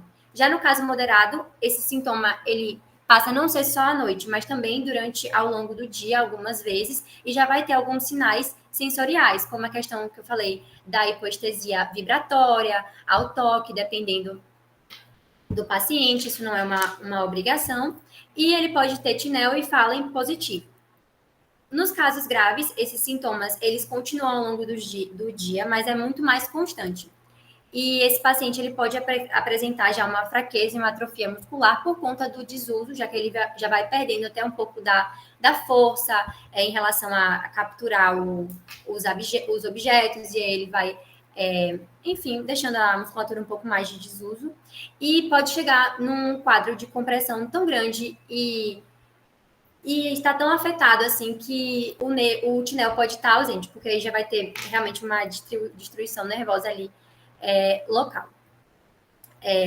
Em relação à anastomose de Martin Gruber, que a gente estava comentando, em alguns pacientes pode ter essa anastomose, e aí a gente pode ter o funcionamento desses músculos intrínsecos da mão, então o adutor do polegar, alguns lumbricais, o que naturalmente poderia não estar.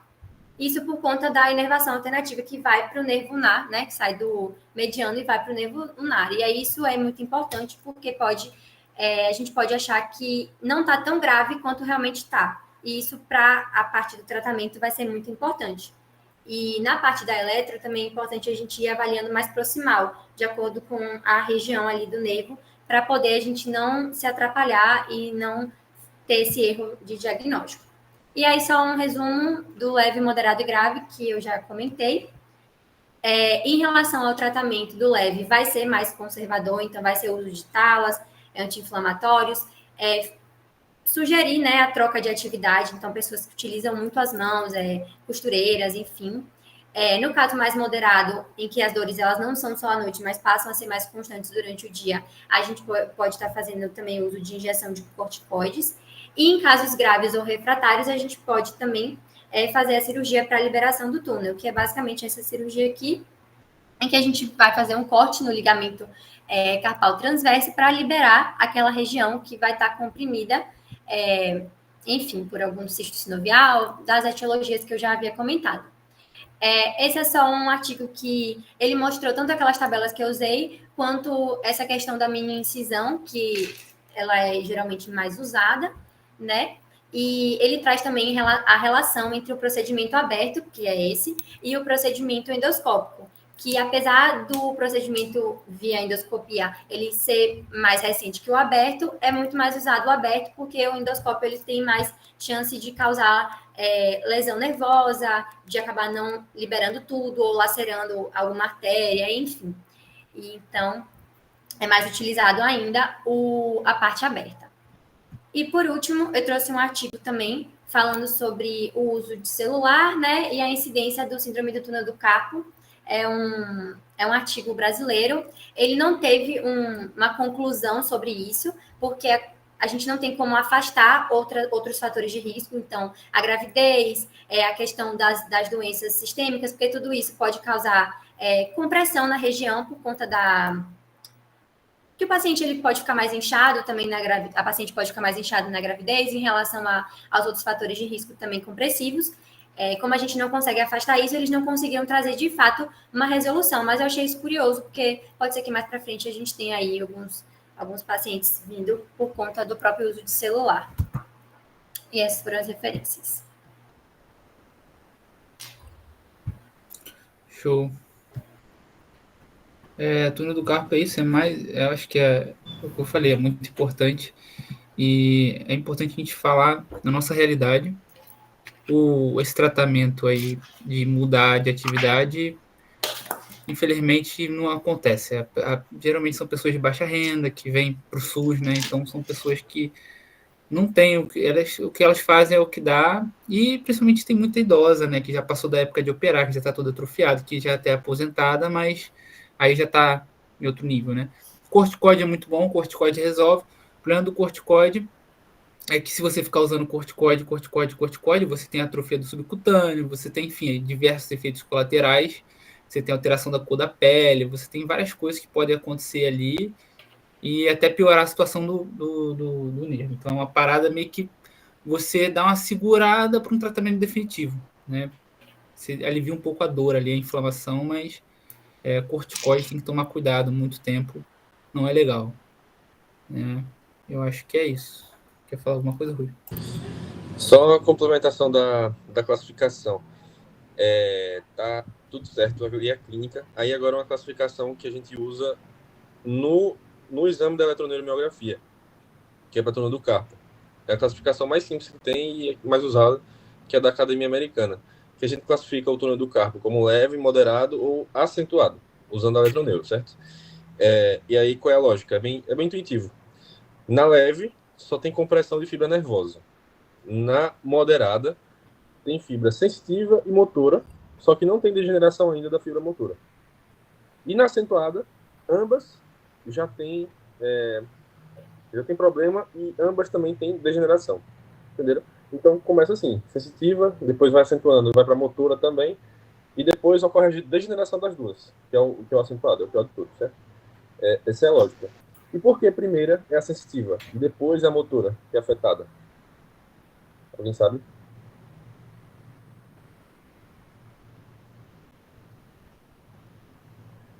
A lógica é aquilo do tipo da fibra.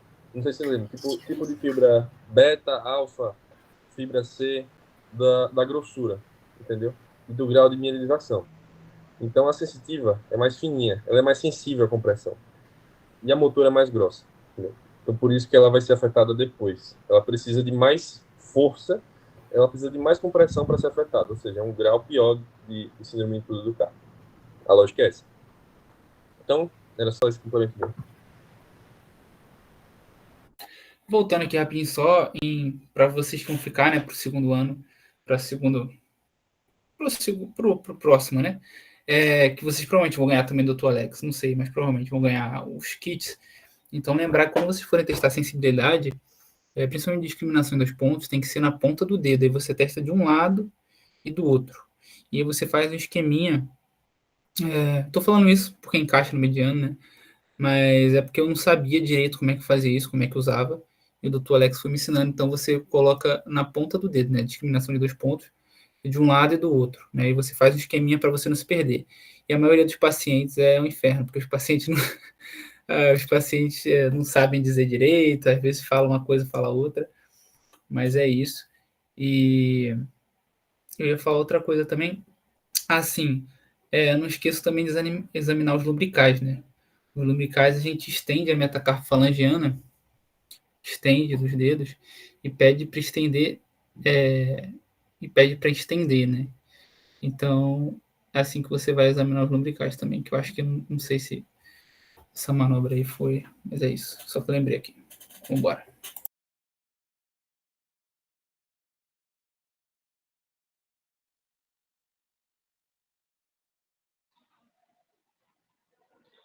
Beleza, estão me ouvindo? Então sim, joga duro. Vou falar um pouco agora sobre tratamento de lesão do nervo mediano. E aí eu dividi em 2 partes, né? O tratamento para lesões agudas e depois vamos falar sobre tratamento de lesões crônicas. Tratamento de lesões agudas vai ser basicamente aqueles que a gente já está mais habituado, né? Quando houver a possibilidade de fazer uma sutura direta, tiver uma lesão ali aberta, né? Então você consegue fazer essa sutura aí em até 7 dias, ou até mesmo na própria cirurgia que você está fazendo, caso seja algum erro que tenha acontecido, né? Ou às vezes uma laceração, como esse caso aqui foi uma facada. Então, o paciente chegou com uma facada próxima aqui do punho e eles fizeram a sutura direta porque tinha a possibilidade, e aí só o que eles preconizam aqui é você fazer um pouco a flexão do punho, né, para que você evite a extensão dessa região, você não fique forçando para que não haja uma tração muito grande. Então, você manter o punho fletido, né? Aí, às vezes, você pode até fazer uma imobilização aqui, né, para não permitir que o paciente faça essa extensão.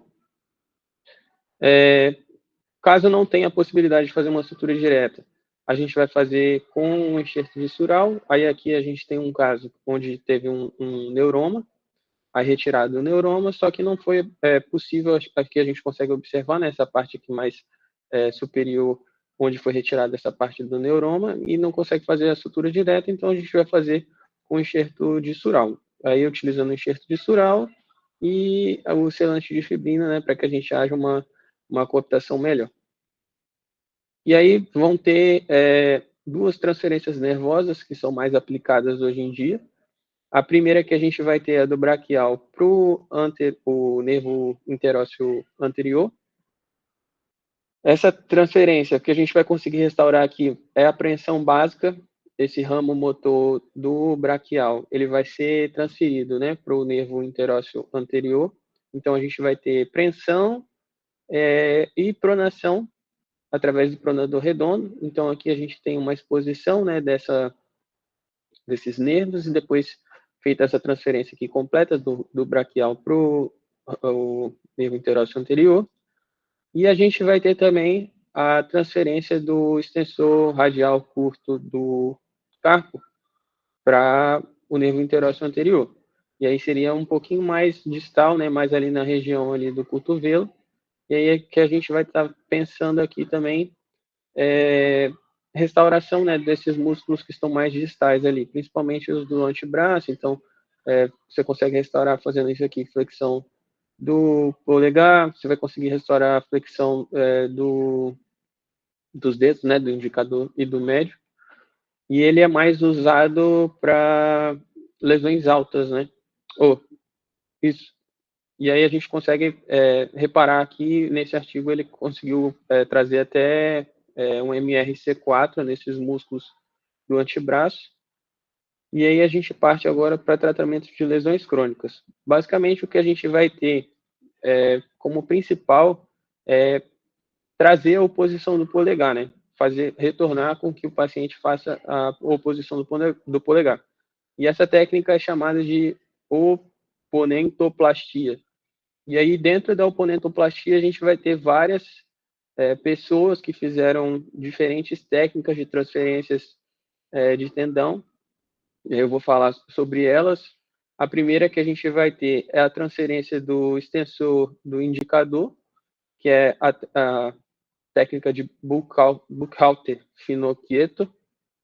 Basicamente, o que a gente vai fazer é retirar a inserção aqui, né, metacarpofalângica do dedo indicador.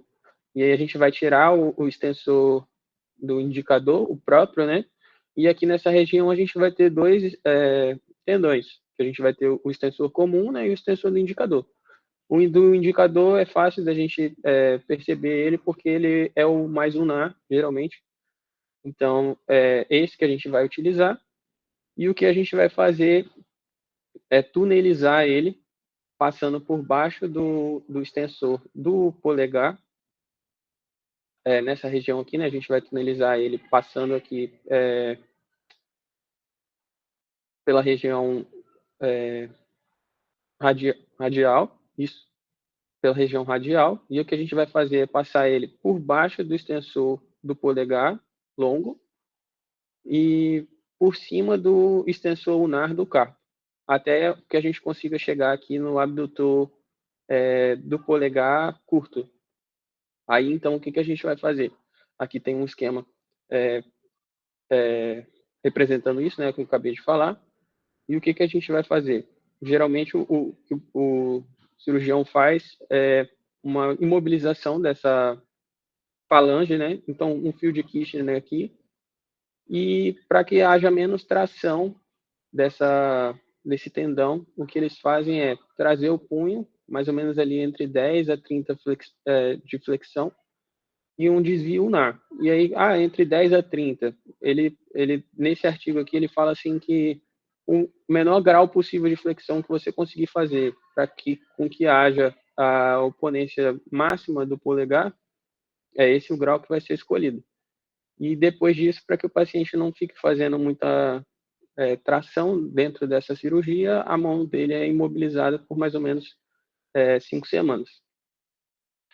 Aí aqui tem uma outra representação, né, num outro caso, aí aqui está representando um pouquinho melhor essa parte da tunelização, que a gente vai tunelizar aqui passando pela região, por aqueles tendões que eu já expliquei, né, a tunelização aqui, que a gente pode observar, ó, ele passa pela região ulnar, né, e traz até o abdutor curto do polegar.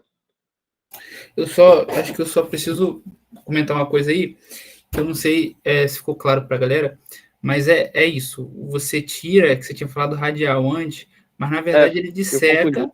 Isso, ele disseca, ele passa por trás e faz uma polia. Então ele muda o vetor, ele tenta mudar o vetor, entendeu? Para poder tentar deixar o tendão no vetor que faria esse movimento. Mas esse ele tira, ele passa pelo dorso da mão, aí ele passa lá pela região ulnar, ali na região do punho, e passa pelo. Essa imagem da direita mostra que ele usa o flexor ulnar do carpo como uma polia, né?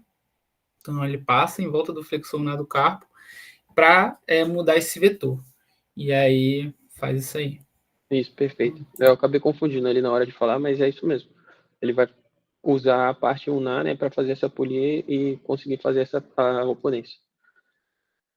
E aí, partindo para a próxima técnica, a gente vai ter a técnica de Bunnell, não sei, que ele vai utilizar o flexor superficial dos dedos. E aí, nessa técnica, o que ele utiliza mais é para lesões baixas, né? Porque em lesões altas, o flexor superficial ele não vai estar disponível. E geralmente é utilizado o dedo anelar, pode ser usado também o dedo médio, tem alguns que preferem, mas geralmente o que é utilizado é o dedo anelar, e aí basicamente o que a gente vai fazer é uma incisão ulnar aqui no punho, para poder expor, né, o tendão do flexor superficial dos dedos e separar ao longo do trajeto que ele faz na palma aqui, né, da mão, retirando mais próximo aqui da metacarpo falângica.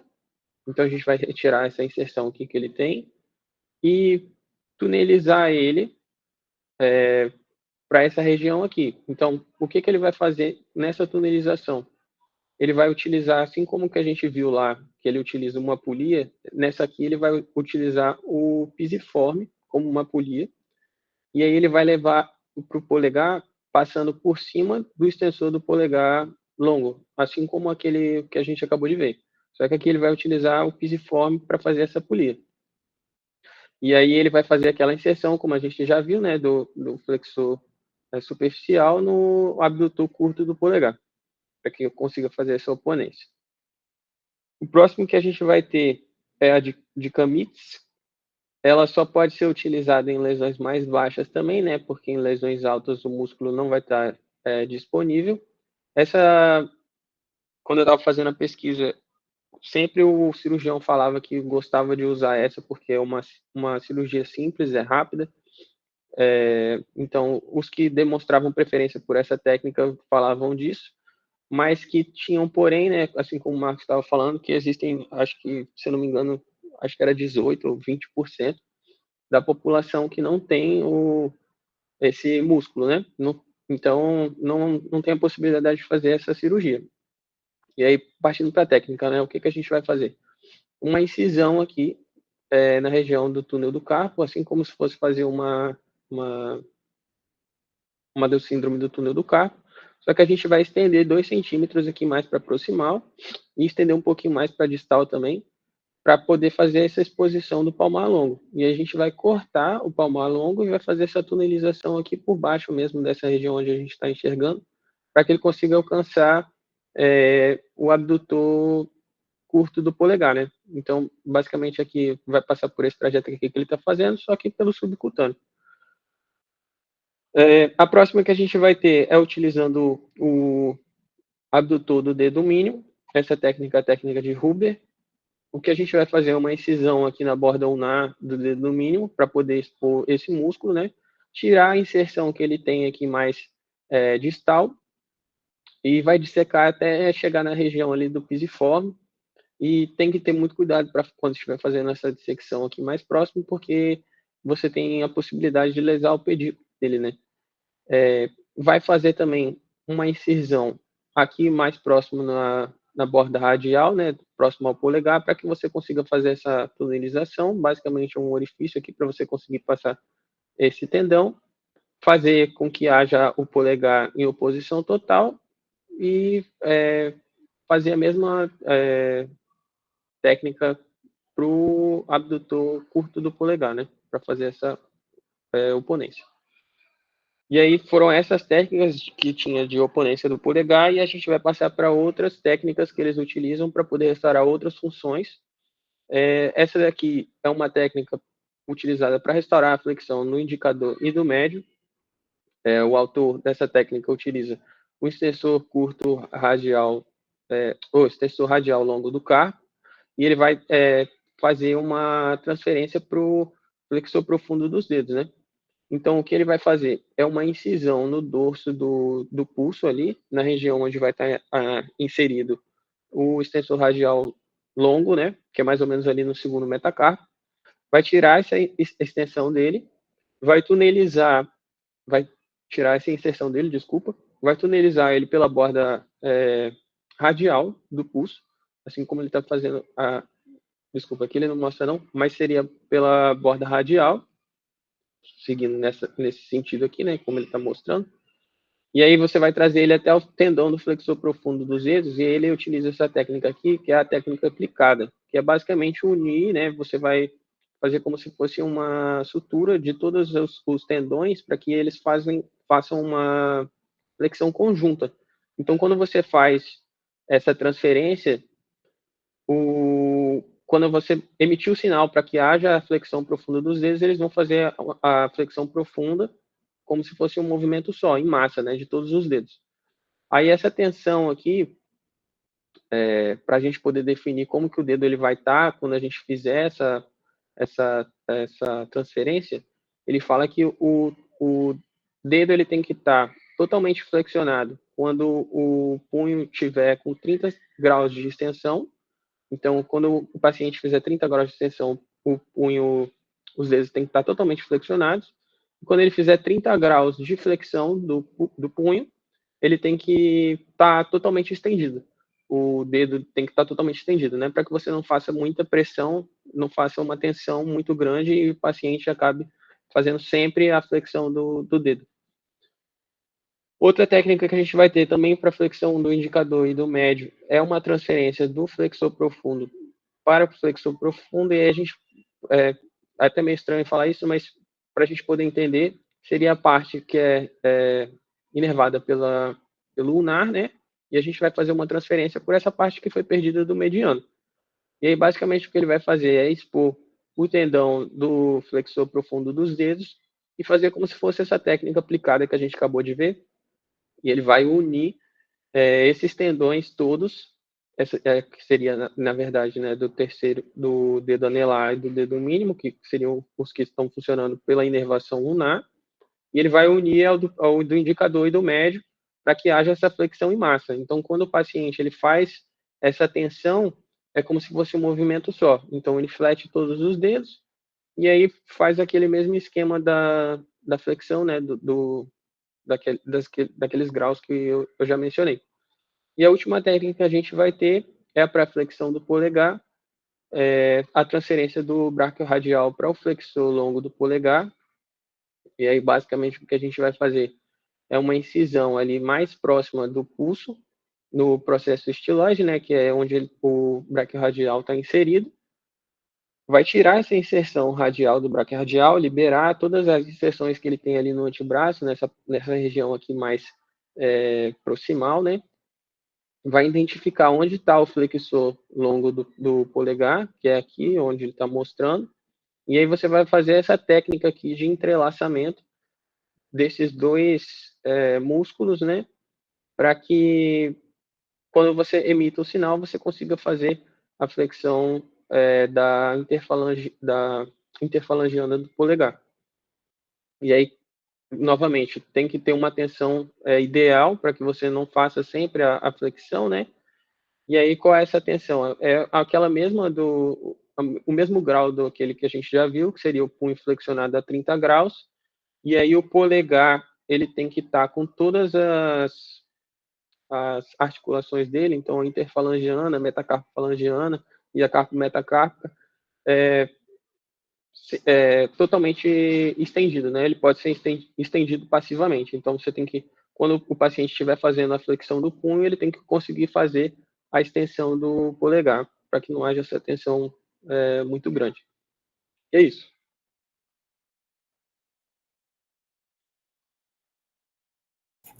Show. Como o doutor Alex fala, né?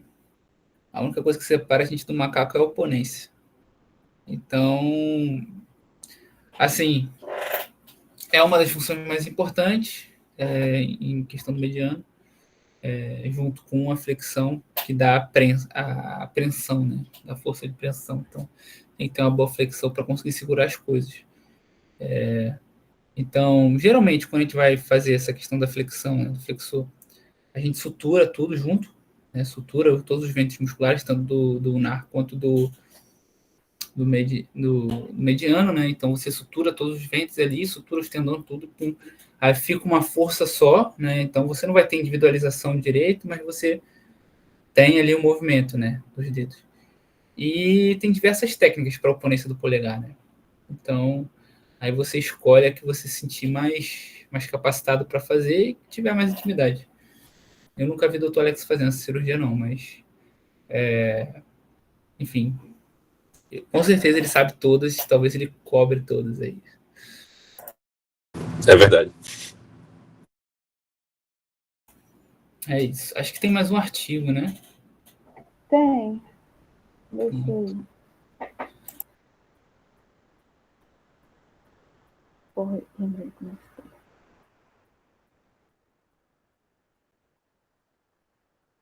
Alguém tá gravando a aula aí?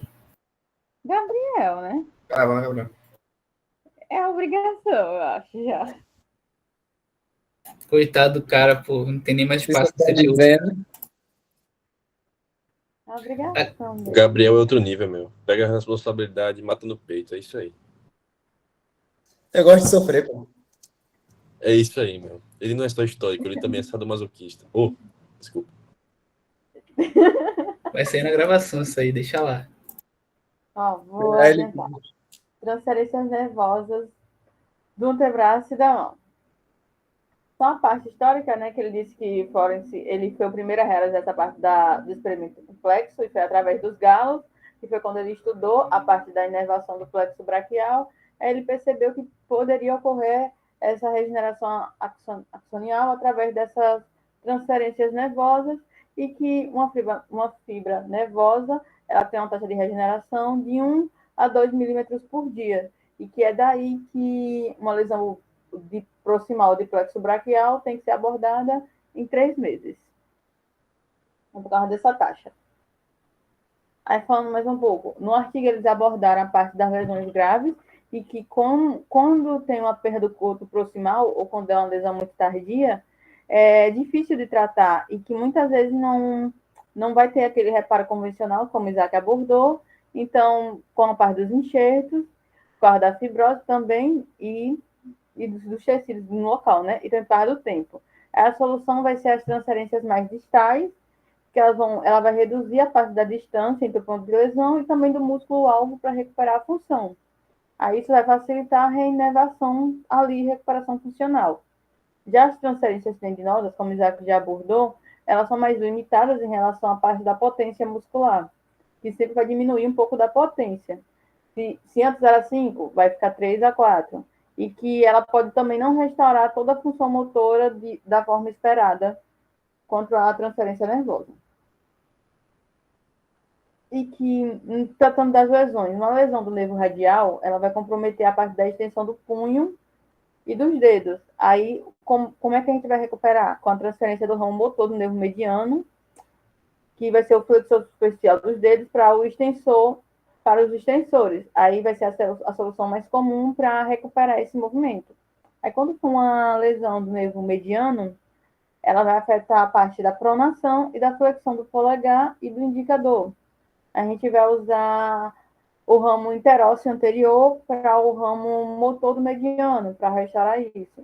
Aí, quando for uma lesão no pronador redondo, vai comprometer a parte de pronação também e a parte de coordenação da mão. A gente vai fazer uma reinervação por meio do motor do mediano. Aqui é só para vocês verem como é esse rearranjo do ramo flexor superficial do dedo para o extensor radial do carpo e do ramo do palmar longo mais o flexor radial do carpo para o interósseo. O esquemazinho. Aqui falando um pouco mais dos níveis de lesão. Quando for uma lesão mais alta, mais de plexo, vai impactar naqueles músculos intrínsecos que a gente já falou nas outras aulas e também na parte do antebraço e nos músculos intrínsecos das mãos. Aí ele vai afetar principalmente a parte da flexão do polegar e dos dedos longos e da pronação. Já a lesão baixa, ela vai estar mais associada ao mediano e ao radial. Elas vão afetar aquelas funções de movimentos mais finos do polegar, do indicador e do dedo médio. Aí um exemplo típico é a do nervo radial, na parte mais alta, que vai resultar na perda da extensão do punho.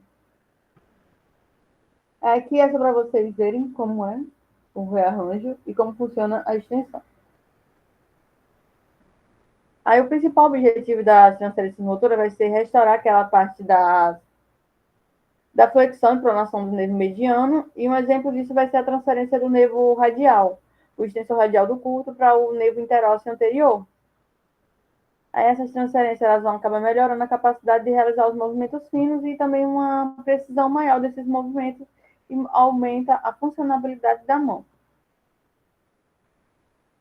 Sobre a parte da recuperação sensitiva. Ela é crucial para a restauração da pressão e também da parte da movimentação fina dos objetos. E como o Marcos falou, da parte de testar os dois lados dos dedos, para ver a parte radial e o nado nervo. Aí as áreas mais importantes vai ser a parte do lado nado polegar, principalmente, e também o lado radial do indicador, porque vai desempenhar aquela função que Heráclito mostrou, de pinça e de pressão, de preensão. Aí a gente vai fazer através de uma transferência do nervo radial para o polegar e vai restaurar essa função. Aí sobre o déficit de força no nervo ulnar. Um exemplo de transferência que foi abordada foi a parte que seria a transferência do nervo. Essa parte do nervo ulnar pode passar, Duda. Tá. Que vai falar de questão do nervo ulnar, né? Aí, ele abordou todos no geral e ele mostrou que a transferência nervosa é mais eficaz na parte quando é lesão superior do que o enxerto. Pronto. Show. Aí eu tenho uma pergunta para vocês. Por que, com base na inserção, né? Por que usa o extensor radial curto do carpo e não usa o extensor radial longo do carpo? Porque, já que o extensor radial curto do carpo dá uma extensão mais neutra do carpo do que o extensor radial longo. Né? Por que na transferência nervosa a gente acaba utilizando mais o extensor radial curto do carpo? Alguém sabe dizer? Porque em questão de extensão, a gente viu que não faz sentido, porque o extensor radial curto do carpo se insere no terceiro metro, na base do terceiro metro, se eu não me engano, e o extensor radial longo na base do segundo. Né? Então, se você está tirando o extensor radial curto do carpo e botando só o extensor radial longo do carpo, você vai ter uma extensão uma extensão mais enviesada, né? Vamos dizer assim.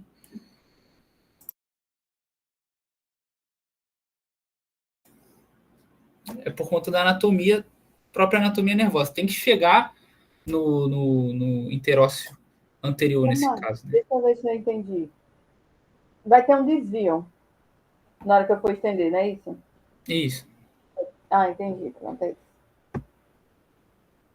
Em tese sim, né? Porque geralmente a gente usa, quando você vai dar preferência para um músculo para reinervar, acho que a gente falou isso na última aula. Eu posso estar enganado, mas acho que quando a gente falou de radial, a gente falou que a gente prefere reinervar o extensor radial curto do carpo. Não foi isso, Rui? Eu acho que foi isso, que eu até falei alguma coisa. Mas aí quando você vai pegar um nervo doador, você vai tirar do extensor radial curto do carpo. Tipo, não faria muito sentido, sabe? Se quando você vai reconstruir, você prefere reconstruir ele, né? Em questão de reconstrução. É por conta da anatomia mesmo. O extensor radial longo do carpo, a inervação é um pouco mais em cima do que o extensor radial curto do carpo. E tem que chegar no interósseo anterior, né? Então, tem que fazer essa ponte, tem que fazer esse girozinho aí. geralmente. Então, provavelmente é por conta disso, né? O extensor radial longo do carpo não deve chegar no interósseo anterior.